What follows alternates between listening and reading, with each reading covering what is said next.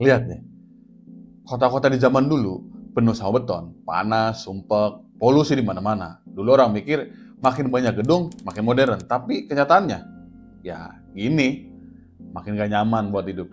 Kota yang dulu kita bangun ternyata malah jadi musuh buat kita sendiri. Panas makin naik, air makin susah meresap, polusi nggak bisa dikontrol. Kita semua ngalamin ini kan? Tapi coba bayangin, gimana kalau kota kita bisa bernafas lagi? Bisa atasi polusi, ngurangin panas, nyimpen air hujan biar nggak banjir, dan tetap nyaman buat manusia. Jawabannya ya ada di konsep Green Urbanism and Smart Landscape. Ini bukan sekedar tren, tapi masa depan kota kita. Sebelum kita bahas lebih dalam, kita recap dulu deh perjalanan kita selama saya di sini. Dari taman klasik yang megah di Eropa, terus berkembang ke taman fungsional kayak Central Park. Lalu masuk era taman ekologis, yang nggak cuma hijau tapi juga bantu lingkungan. Dan sekarang, kita ada di era Green Urbanism. Kota bukan cuma punya taman, tapi jadi taman itu sendiri. Jadi, gimana caranya kota kita bisa berubah dari panas dan sumpek jadi hijau dan nyaman?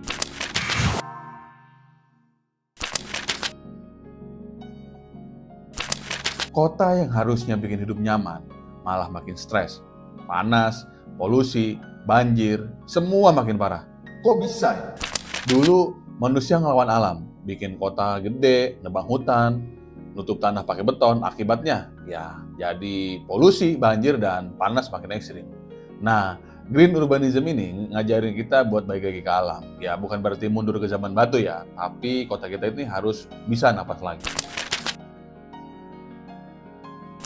Ada fakta menarik nih soal kota-kota di dunia. Pertama, ada Copenhagen yang sukses nurunin emisi karbon 42% sejak 2005 dengan transportasi hijaunya. Terus Singapura punya lebih dari 300 rooftop garden dan vertical green wall buat nyerap panas dan polusi. Ada juga nih Amsterdam, 48%-nya perjalanan hariannya tuh mereka pakai sepeda, ngurangin emisi karbon dan udaranya tuh jadi lebih bersih. Bayangin kalau di Jakarta bisa kayak gini. Kira-kira bisa apa nggak?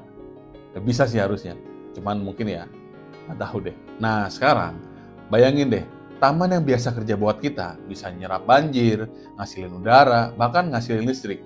Ya, kedengar keren banget kan?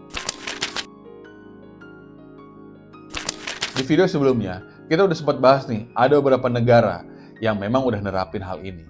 Pertama di Singapura, terus kedua di Milan, terus yang ketiga ada di Toronto. Jadi sebenarnya kita ini udah punya solusi, tinggal mau diterapin apa enggak sih? Jadi ya ini bukan teori doang. Ada kota-kota yang udah buktiin kalau konsep Green Urbanism ini benar bisa jalan. Dan hasilnya kotanya jadi lebih adem, lebih sehat, dan lebih enak buat ditinggali. Kayak Singapura ya. Singapura itu kan kota kecil, padat, panas, tapi mereka berhasil bikin konsep City in a Garden. Bayangin, bukan taman di kota, tapi kota di dalam taman. 47% dari total wilayah Singapura itu ruang hijau. Garden by the Bay punya lebih dari 1,5 juta tanaman dari berbagai belahan dunia. Terus punya Park Connector Network, PCN, jalur hijau sepanjang 300 km buat pejalan kaki dan pesepeda. Jadi ramah banget. Kalau Singapura aja bisa nampilin taman di setiap sudut kota, kenapa kota-kota di negara lain, bahkan Indonesia itu belum bisa direalisasikan? Ada juga nih, Copenhagen punya misi ambisius. Mereka mau jadi kota karbon netral tahun 2005 ini. Gimana ya caranya? Hari ini tuh 49% warga Copenhagen pakai sepeda buat aktivitas harian. Terus Copenhill, pembangkit listrik tenaga sampah yang juga bisa dipakai buat main ski. Keren banget. Terus kota ini juga punya lebih dari 375 km jalur sepeda yang nyaman dan aman. Bayangin kalau di Jakarta ada tempat kayak gini. Jadi bukan cuma buang sampah, tapi bisa jadi listrik juga. Dan bisa jadi tempat main sekalian. Nggak bau. Kalau lu pikir kota hijau cuma bisa jalan di daerah adem, coba lihat kota satu ini nih, Masdar City di Uni Emirat Arab. Kota ini ada di tengah gurun, tapi 100% semuanya pakai energi terbarukan. Jadi Masdar City ini pakai 100% energi matahari dan angin. Desainnya dibuat biar suhunya tetap nyaman tanpa AC, pakai sistem ventilasi alami dan bayangan dari gedung-gedung tinggi. Terus dia punya zona bebas mobil nih. Semua transportasinya ini pakai kendaraan listrik atau ya semuanya jalan kaki lah. Kalau di gurun aja bisa bikin kota yang adem dan hijau, masa di kota-kota lain nggak bisa? Indonesia juga bisa dong harusnya.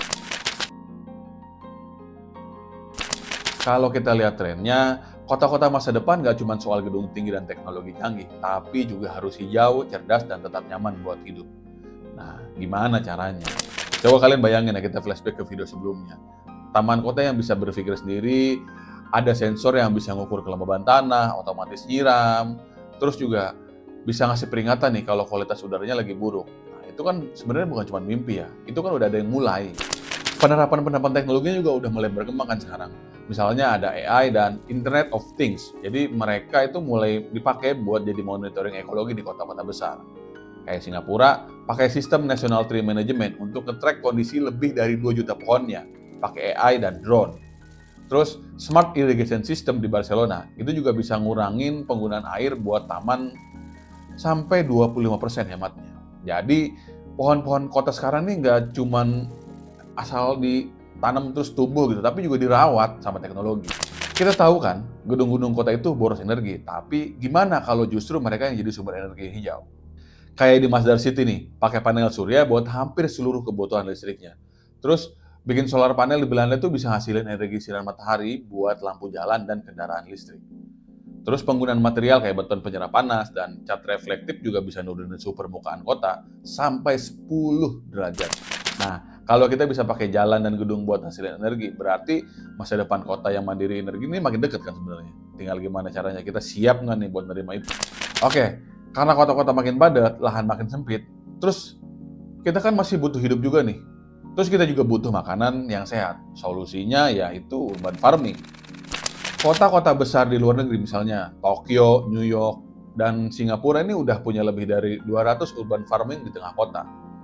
Terus vertical farmingnya ini bisa hasilin 10 kali lebih banyak tanaman dibanding pertanian biasa dan dalam luas lahan yang sama bahkan. Terus ada juga nih teknologi hidroponik dan aeroponik. Jadi di kota ini bisa hemat air juga nih sampai 90% dibanding pertanian konvensional. Bayangin kalau tiap atap gedung di Jakarta punya kebun sendiri. Bisa lebih segar, lebih sehat, dan kita nggak perlu impor sayur sejauh itu gitu. Yang bikin kota hijau itu bukan cuma arsitek, insinyur, atau pemerintah, tapi juga kesadaran kita masing-masing. Dari awal sejarahnya, lanskap selalu berkembang. Dari taman kerajaan yang mewah, taman kota buat rakyat, sampai sekarang lanskap yang bisa nyelamatin bumi. Hari ini kita udah sampai di titik di mana lanskap nggak cuma tentang keindahan, tapi soal bertahan hidup. Kota makin panas, polusi makin parah, sumber daya makin terbatas ya. Mau nggak mau, kita sendiri yang harus berubah. Tapi ada kabar baiknya nih, kita juga punya solusinya. Namanya Green Urbanism dan Smart Landscape, yang bukan sekedar konsep di atas kertas, tapi udah mulai diterapin di banyak kota. Sekarang pertanyaannya, kita mau jadi bagian dari perubahan atau cuma duduk diem dan nunggu kota kita makin gak nyaman? Kita nggak perlu nunggu buat jadi pejabat buat bikin perubahan. Mulai dari langkah kecil, mulai dari lingkungan sekitar. Kota hijau itu bukan impian, tapi sesuatu yang bisa kita wujudin bareng-bareng. Selamat berjuang.